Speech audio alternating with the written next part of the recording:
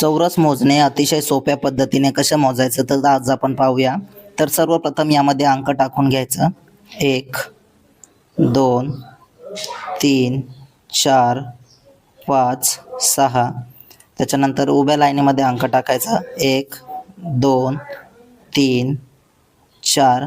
त्यानंतर यांची बेरीज करायची आडव्या लाईनीची 6 5 11 4 15 3 18 19 20 आणि हा एक 21 बरोबर या लाईनीचे आले 21।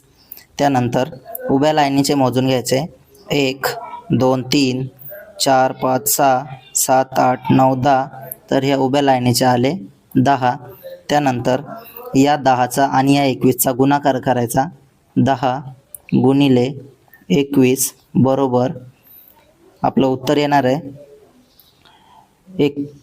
21 0 0 21 एके 21 बरोबर आपलं उत्तर आलं 210।